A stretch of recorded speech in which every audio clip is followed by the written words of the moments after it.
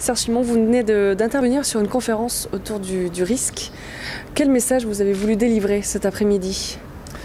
Alors le message que j'ai voulu délivrer, c'est que le risque est quelque chose de multiple et de subjectif.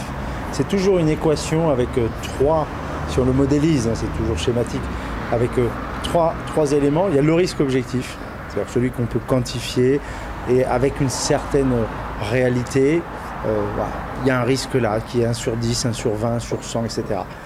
Et puis il y a des facteurs de pondération qui sont plutôt de l'ordre du ressenti, de la culture, du moment, de la connaissance, de la représentation imaginaire, du vécu, etc., etc., qui pondèrent les choses et qui aboutissent au risque ressenti.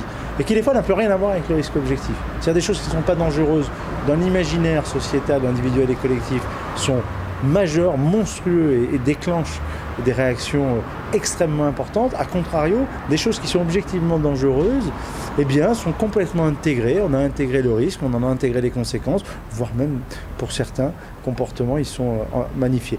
Donc essayer de ramener un petit peu la notion du risque à cette équation.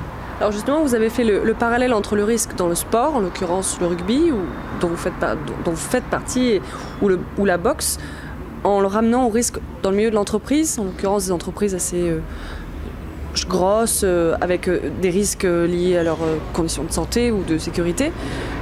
Un parallèle qui était complètement logique. Mais le parallèle qu'on pouvait trouver, c'est que dans des sports à risque, comme le rugby par exemple, vous avez une intégration du risque.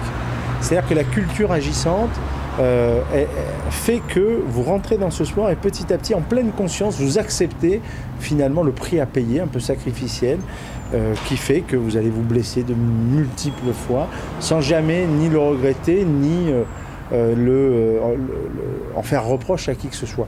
Donc c'est la puissance de la culture d'intégration du risque par sa connaissance et son acceptation. Dans l'entreprise, ce que j'essaie de développer, c'est que la tolérance du risque sera toujours meilleure si effectivement elle se fait en pleine conscience. L'idée d'un risque méconnu, subi, caché est quelque chose d'intolérable pour notre société. On voit l'amiante où des gens pendant des années ont été exposés. Ça se savait pas. Et finalement là, c'est insupportable. Donc le risque sociétalement est toléré, plus il est connu, plus il est su et plus il est choisi en termes de libre arbitre. La solution, la connaissance? La pleine conscience, oui. La société supporte le risque, d'autant plus qu'elle le fait en pleine conscience.